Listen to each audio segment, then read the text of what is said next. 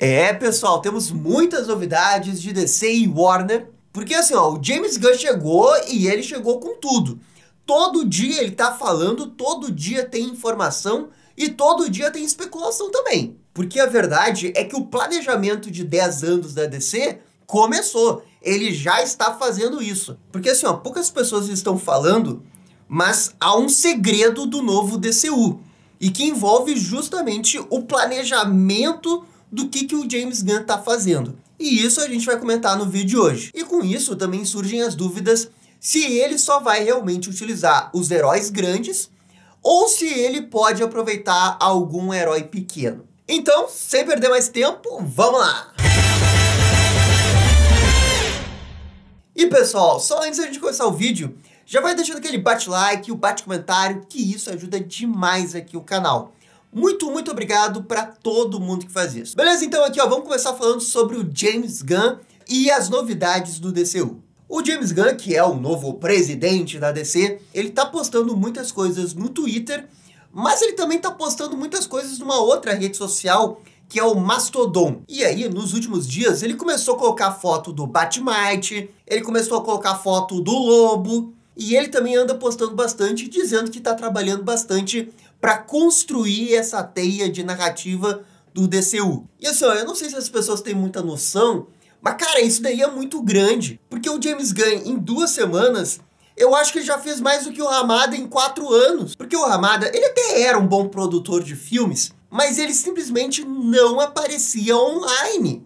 Ele tinha esse negócio de que ele não dava entrevista, não tinha redes sociais e nunca aparecia na imprensa. E com o James Gunn, a DC resolveu esse problema. Porque o James Gunn, ele está todos os dias nas redes sociais.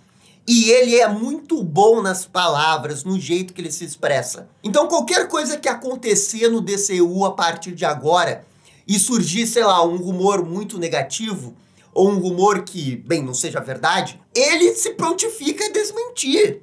Como já aconteceu no passado dele desmentindo o Insider, né, sobre a questão do Bane num projeto secreto dele, na qual ele falou e brigou com a Insider, dizendo que não tem Bane, nunca teve. E isso eu realmente acho que é importante nesse momento. Porque vamos retroceder no início do ano e lembrar do episódio do Superman. Surgiu a informação lá em janeiro que a Warner não queria utilizar o Superman dentro do DCU, e a Supergirl, meio de janeiro e fevereiro, a Warner tomou porrada de todo mundo. Todo mundo criticou essa ideia. Assim, ó, eu lembro que o Superman ficou trending topics por 1 semana inteira.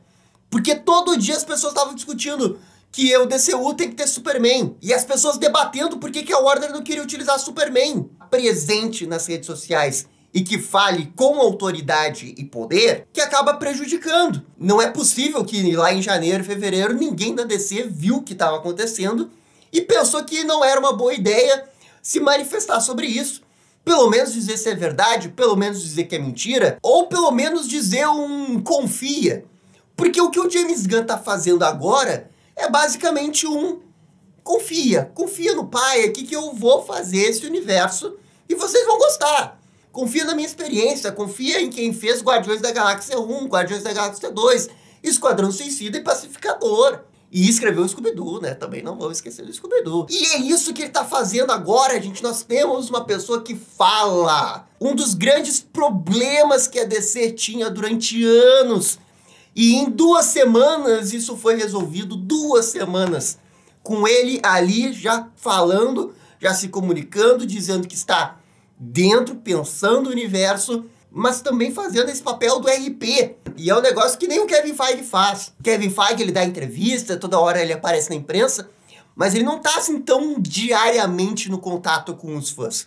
O James Gunn tá. Inclusive esse movimento dele de ir pro Mastodon e interagir mais com os fãs dele por lá é muito inteligente, porque ele foge dos haters que ele poderia ter no Twitter e ele fica só com as pessoas que mais seguem ele numa rede social que não tem tantas pessoas utilizando. Então ele tem muita maleabilidade de como que ele pode utilizar a rede social e isso acaba sendo inteligente. Então assim, ó, esse é o ponto número 1, que com 15 dias de James Gunn a gente já percebe uma diferença. Seja lá o que acontecer a partir de agora na Warner, vai ter alguém para cuidar da imagem da DC, o branding da DC. Que o Zaslav, quando ele chegou, ele falava: temos que proteger o branding da DC, a imagem da DC.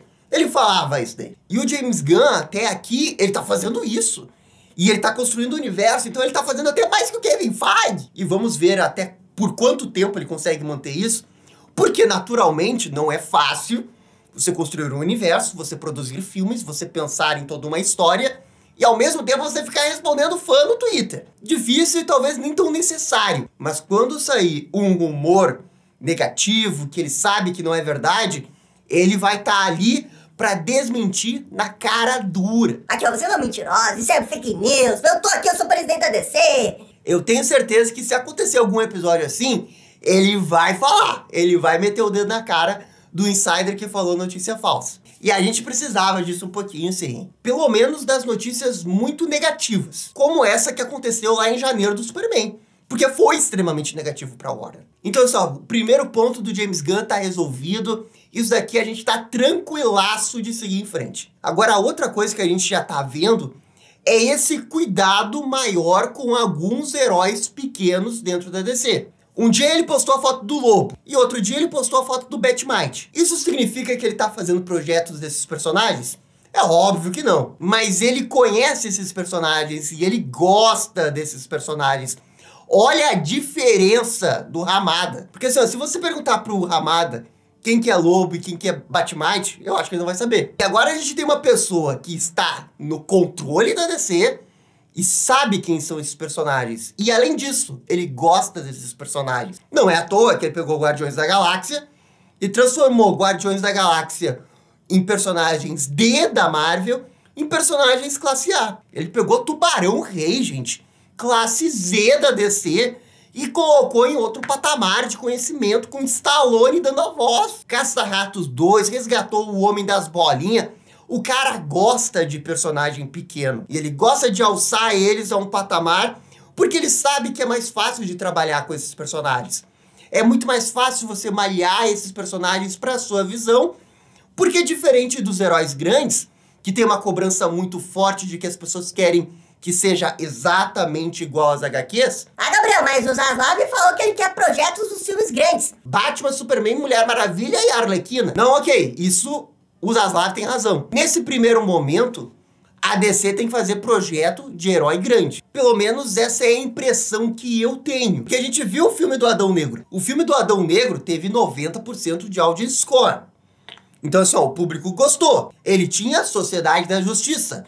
Ele tinha The Rock, ele tinha Superman na cena pós-crédito e marketing levando pro Superman. E ele fez uma bilheteria que eu acho que a Warner entende que é um pouco decepcionante, considerando que o filme custou 180 milhões de dólares mais custos de marketing. E o que o Zaslav falou naquela reunião aberta da Warner lá em agosto? A gente não quer ganhar nickels, né, trocados. Ele não quer ganhar trocados. O Adão Negro, se ele chegar a se pagar, é trocado.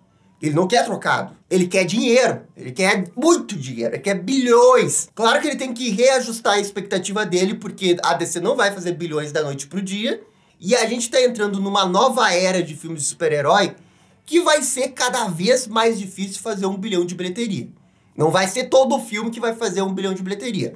Talvez um filme no ano faça, mas não todos, como é o que acontecia lá em 2017 e 2018, que quase todos os filmes chegavam na marca de 800 milhões. Não, o cinema mudou pós 2020 e menos pessoas estão indo no cinema. Elas ainda vão no cinema, com menos frequência e menos quantidade. Quando tiver um super grande hit, elas vão. Mas é um super grande hit, não é todos os hits. E o Zaslav, claro, ele tem que entender isso, mas para esse primeiro momento, a Warner tem que jogar seguro. Claro, ela precisa dos grandes heróis. E no ano que vem a gente tem 2 filmes, né, que eu diria que é classe S da DC, que é o Aquaman e é o Flash. O outro é o Shazam, que continua sendo uma aposta, né, porque o primeiro filme não fez uma grande, hiper mega bilheteria, mas ainda assim é um nome relativamente grande.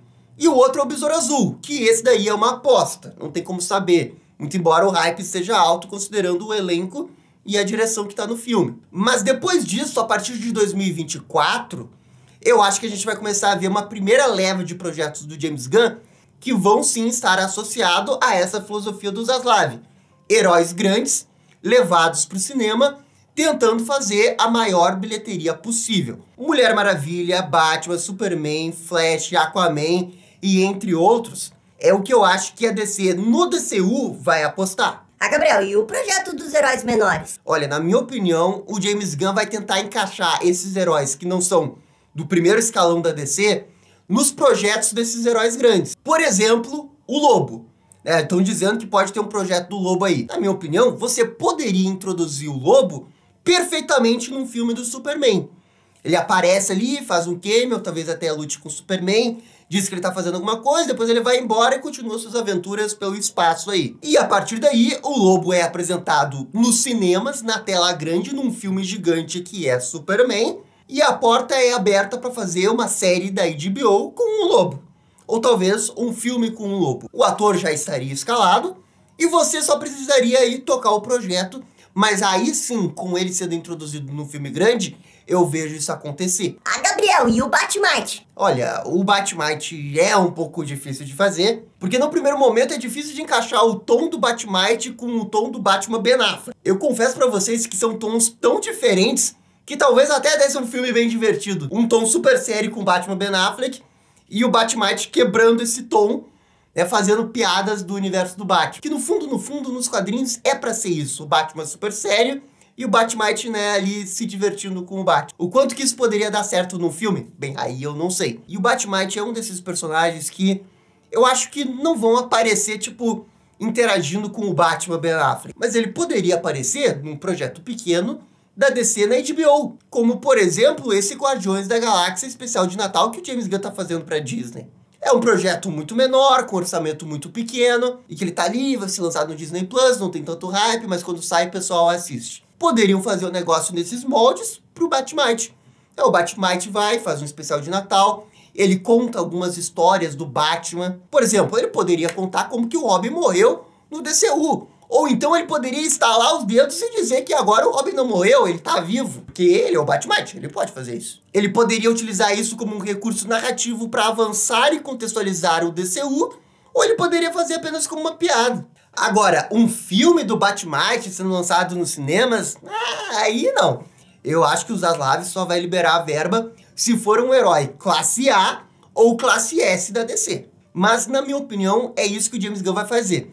Ele vai seguir a filosofia do Zaslav, heróis grandes no cinema, só que eu também duvido muito que ele, como uma pessoa que gosta tanto desses personagens menores da DC, ele não queira colocar um ou outro ali nos projetos para depois utilizar esses personagens em outros lugares. Principalmente em séries da HBO com baixo orçamento. E o último ponto envolvendo o James Gunn, que é fundamental, é o que ele diz nos posts. Porque ele fala muito claramente qual que é o objetivo dele. Uma única narrativa que transcorre todas as mídias. Animação, filme e série. Ele já falou isso mais de uma vez. Então, assim, isso é importante, porque a gente está olhando muito os 10 anos dos filmes. Os filmes, você pode ter certeza, vão ser os heróis grandes. E deu. Agora, série e animação, aí são outros 500. Ele pode utilizar a série e a animação para desenvolver vilão, para desenvolver herói que não é tão grande, para desenvolver sidekick, para continuar a narrativa do universo dele. Isso é importantíssimo. Vamos só olhar a série do Pacificador. Pô, ele pegou o Pacificador ali no Esquadrão Suicida, que quando a DC anunciou que ia fazer uma série do Pacificador, eu fiquei, mas como assim? Tinha outros personagens até do Esquadrão Suicida melhor para fazer uma série. Mas ele pegou o Pacificador e fez uma senhora série do Pacificador. Então, assim, ele vai pegar personagens tipo o Pacificador, que ninguém dá nada, e ele vai fazer uma baita série com isso. E não necessariamente que ele vai roteirizar, mas ele vai planejar o início, meio e fim de todos esses projetos. Ó, a série do Pacificador vai deixar a história até aqui. Depois vai vir esse filme aqui. Esse filme vai fazer isso, vai deixar a história aqui. Depois a gente vai pra esse filme que vai fazer essa cena pós-crédito que vai levar pra esse outro filme e esse projeto aqui. E assim, isso é bem Marvel, mas assim, já tá muito na cara que a DC vai fazer como a Marvel. Porque a Marvel já tá desenvolvendo o seu universo em todas as frentes possíveis. Filme, série e animação. Só na parte da animação, que ela é um pouco mais receosa, que ela deixa apenas o What If. O What If pertence ao universo do MCU, mas não interfere tanto assim no universo do MCU. Até porque é o What If. Eu acho que o James Gunn ele vai ser até mais ousado que a Marvel, porque ele vai querer usar animações para falar de personagens. E a vantagem de animação é que você pode desenvolver um personagem que talvez eles não estejam tão seguros de fazer um filme, mas eles querem eventualmente usar dentro do universo. Um exemplo disso talvez seja Arqueiro Verde. Talvez a Warner tenha medo de fazer um filme do Arqueiro Verde. É o tamanho do investimento para fazer esse filme, talvez eles não queiram fazer. Eu, pessoalmente, considero o Arqueiro Verde classe A e eu faria um filme. Mas digamos que a Warner não tenha confiança nesse nome. Eles poderiam fazer uma animação de 1h30 que conta toda a origem do Oliver Queen nesse universo como Arqueiro Verde. De quebra, você desenvolve o universo do DCU e o Arqueiro Verde fica ali prontinho, já com a sua origem definida, com a sua história e motivação clara, para jogar numa história da Liga da Justiça, para jogar num crossover, para ele aparecer até na série da Canário Negro já estabelecido. Esse plano dele de fazer todas as frentes, animações, séries e filmes, é o segredo do planejamento dele.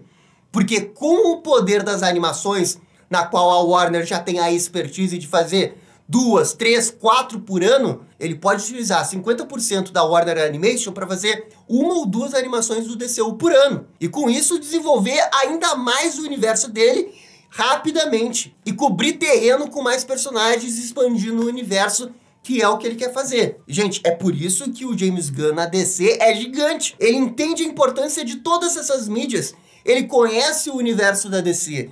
Ele sabe as histórias grandes, ele sabe as histórias pequenas. E o mais importante, ele tem o poder para executar tudo isso. Ele não é o Tomorrowverse, aquelas outras animações da DC. Vamos continuar. É por isso que eu falei, o James Gunn pode utilizar a Warner Animation, que é o estúdio que faz essas animações da DC, mas utilizar 50% da capacidade dela. E ela continua fazendo o Tomorrowverse e uma outra animação, sei lá, até do Mortal Kombat, que eles fazem de vez em quando, mas ele garante ali 1 ou 2 animações do DCU, que é o que ele pretende fazer. É muito provável que a DC até crie um selo do DCU, DC Universe Live Action. É bem provável que eles façam isso para deixar bem claro o que pertence ao universo do James Gunn. Enfim, gente, era isso que eu queria falar sobre o James Gunn. O Superman trouxe esperança para dentro do universo da DC e o James Gunn trouxe esperança para nós que acompanhamos o universo DC. Mas enfim, gente, isso aqui é só a minha opinião. Por favor, comentem aqui embaixo. E no mais, é isso daí. Muito obrigado e dá-lhe DC! E esse foi o vídeo sobre as novidades do DCU. E aí, gostaram? Não gostaram? Deixem suas opiniões nos comentários. E se curtiram o vídeo, deixe aquele joinha e inscreva-se no canal para ficar sabendo absolutamente tudo sobre Batman. Obrigado, gente, e até a próxima. Tchau, tchau!